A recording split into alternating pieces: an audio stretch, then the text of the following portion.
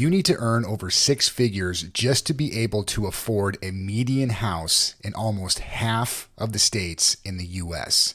This is an article in Redstate, and it's called Buyers Now Need Six-Figure Income to Afford Typical Home in 22 States, up just 6 states from 2020.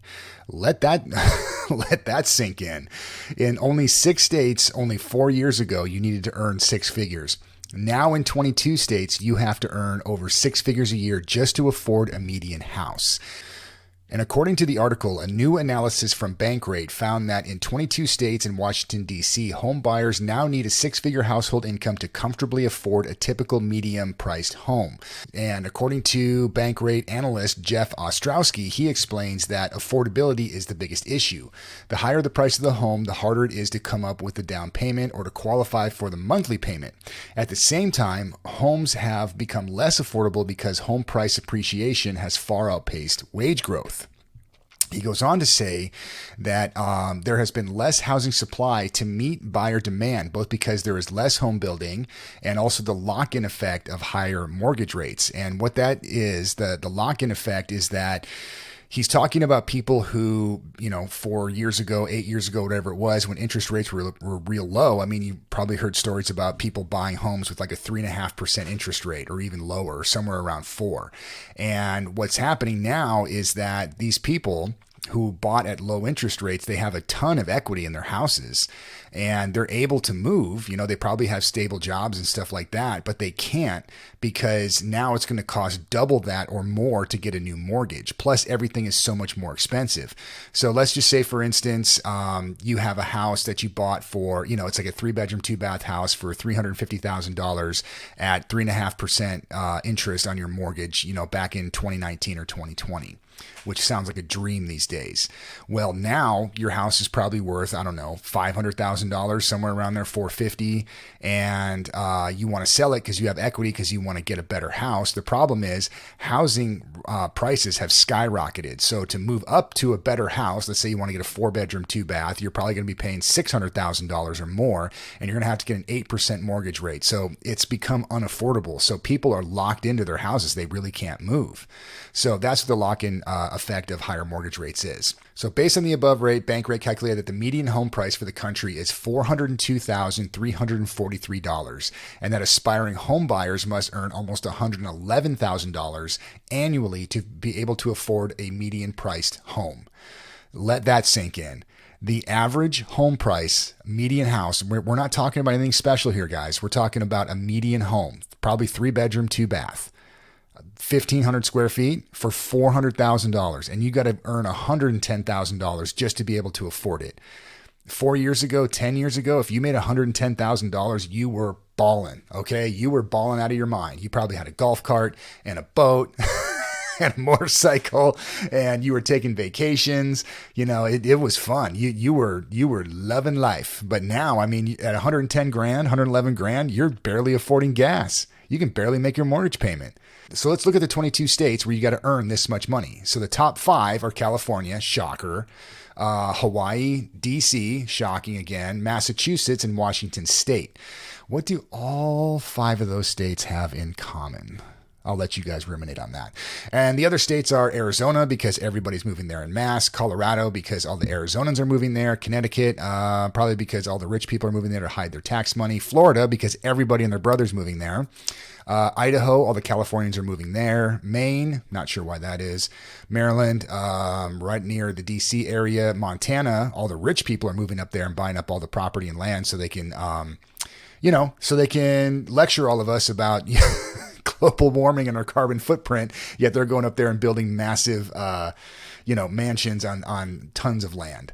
Nevada, a lot of people are moving there, especially from California. New Hampshire, New Jersey, of course, New York, Oregon, Rhode Island, Texas, a lot of people are moving there. Utah, people are moving there too. Vermont and Virginia.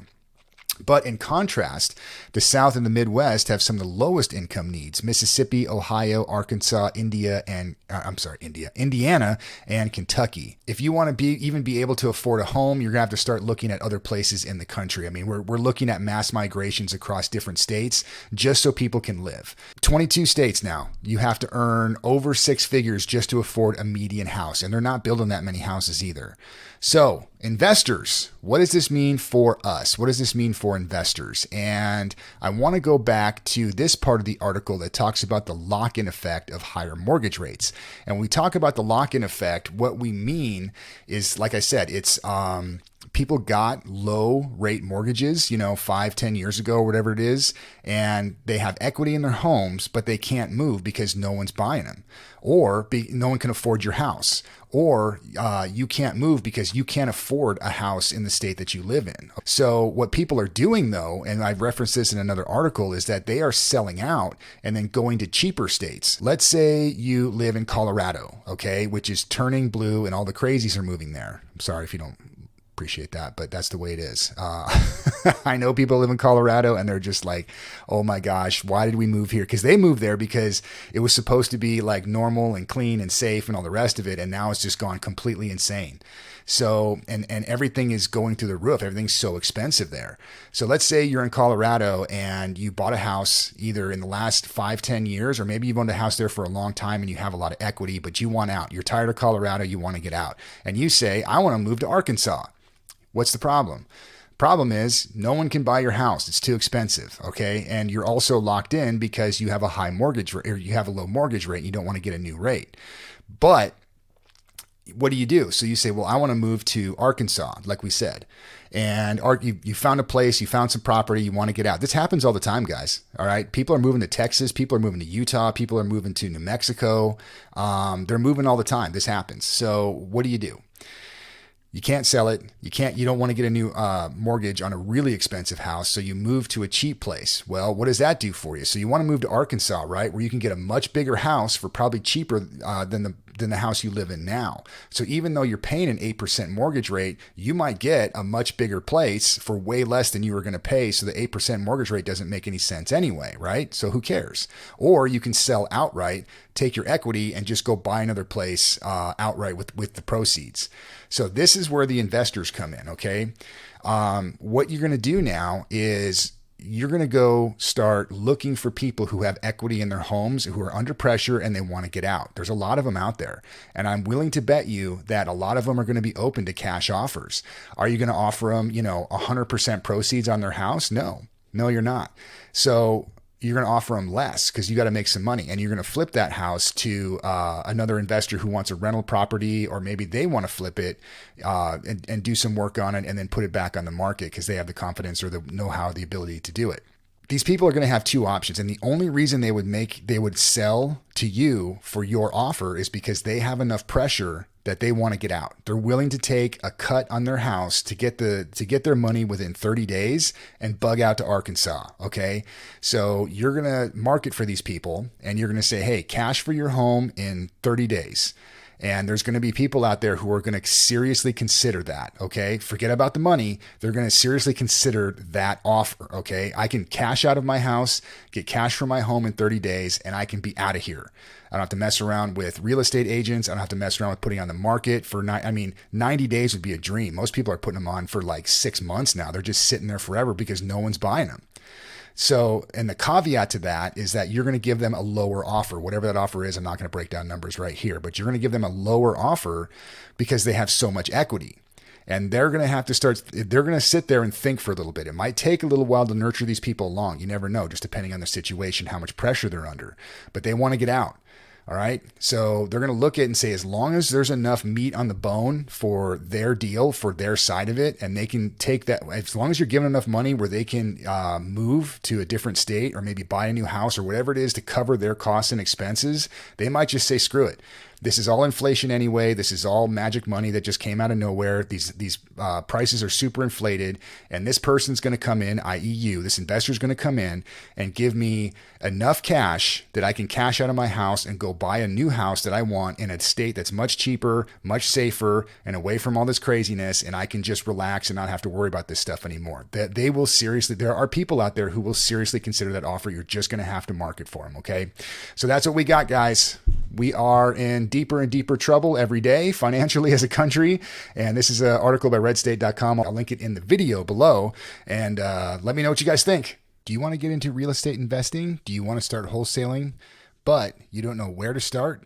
you don't have any money, and you don't even have a contract. On Amazon, you can buy my book, We Buy Houses Cash, the inside story of a wholesale real estate investor buying homes with no money down. This is the book that I wrote that gives you the A to Z nuts and bolts about wholesale real estate investing, as well as stories from live negotiations that I did that were a success and a few of them that went horribly wrong, so you can learn the right way to do wholesale real estate. Available on Amazon. Are you short on money to fund your business?